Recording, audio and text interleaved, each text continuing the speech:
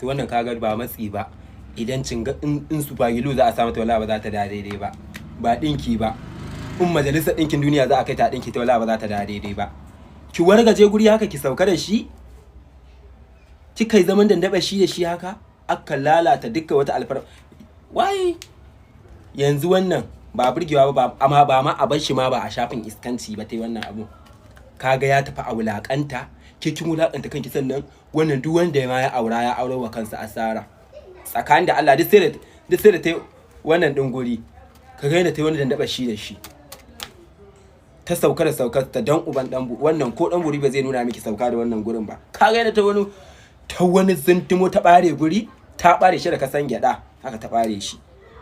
Sannan ki wannan komai ba so ba, ko menene wannan wani aure ki wata ran sai an rabu, saboda gaba ɗaya guri an duk wata alfarmarsa an karar da shi.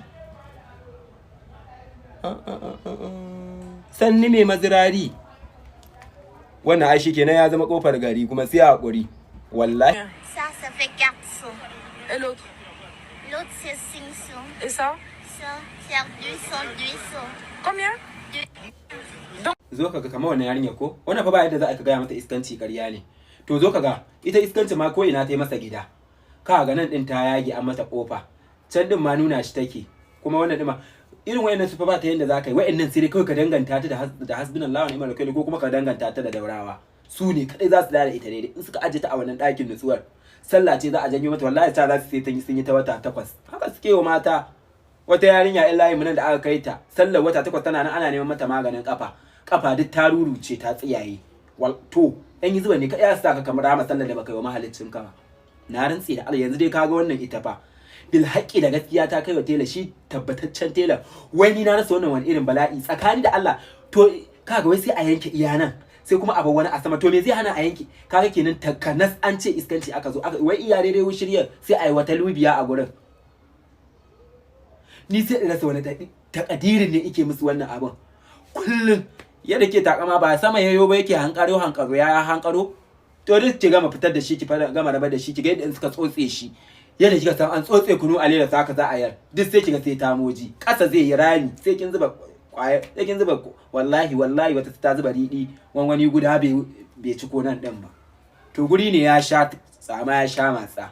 Allah ya da ka san awaran mayu an matse shi an tanɗe shi, sannan tantaɓashin tsinannu ku shi kenan ba kwa neman wa kanku salama da wani wannan duk kun riga kun jefa wa da mutuncin ku mutuntar ku. Wallahi layi ma aka suka mata ga fati da aka samu aka wannan ɗinta, suka bata dogon hijabin nan ta sa mai hannu dogo, yadi uku ne ko ina jin suka mata dishi mai hannu hijabi mai hannu. Sai ga fati yanzu duk islamiyoyin nan ta yi rijista, na ce fati ai ba sai ma kin kama ɗaya ma in kika rike tsakaninki da Allah ta isa. Duk islamiya in fita ga an yi talla sai ta yi rijista, nan kan ma a je a wannan a ce ba sunan ta yi zuba ta da ita baya.